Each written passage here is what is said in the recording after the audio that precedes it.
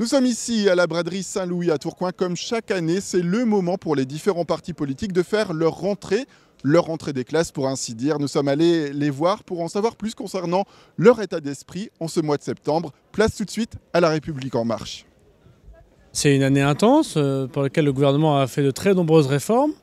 Et puis on a encore 4 ans pour les continuer.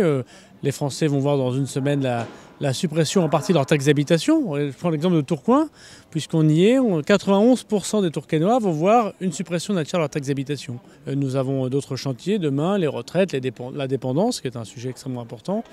Et nous devons être concentrés parce que c'est jamais gagné.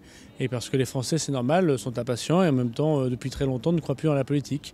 Donc c'est le moment de leur montrer que c'est la preuve qui compte et pas les paroles. Le Rassemblement national, vous le voyez derrière moi, est en train de tracter. Le mot d'ordre pour cette rentrée politique, c'est l'ouverture.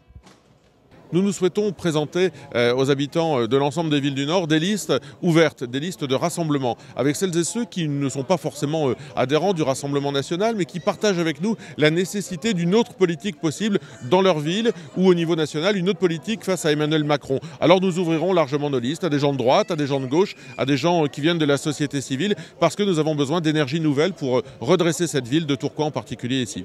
Et on va tout de suite retrouver la France insoumise et vous allez le voir, c'est plutôt la colère qui domine. Voilà déjà 14 ou 15 mois que Emmanuel Macron est au pouvoir et puis on n'en peut plus.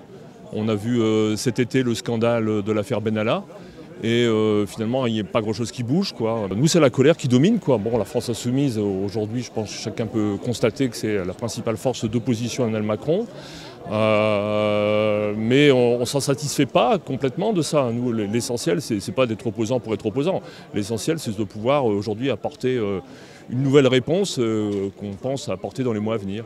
Et pour le parti Europe Écologie Les Verts, le mot d'ordre, c'est l'énergie. Pourquoi ? Parce qu'il y a eu beaucoup de catastrophes climatiques cet été et également, vous le savez, la démission de Nicolas Hulot au poste de ministre de la Transition écologique.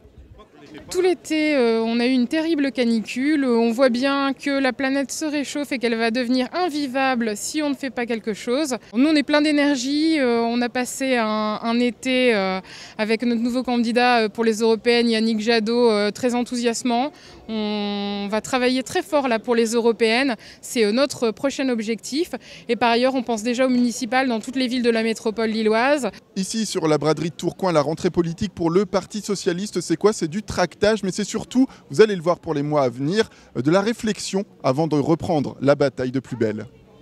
Voilà, on redémarre une saison politique. Le coup d'envoi, pour nous, c'est aujourd'hui.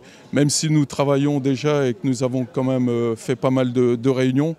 Mais voilà, j'avoue que nous sommes en pleine réflexion actuellement sur bien sûr les personnes le renouvellement aussi des personnes et les personnes qui iront peut-être porter haut le drapeau des socialistes, qui je pense qu'il est encore important qu'ils soient présents à travers la France.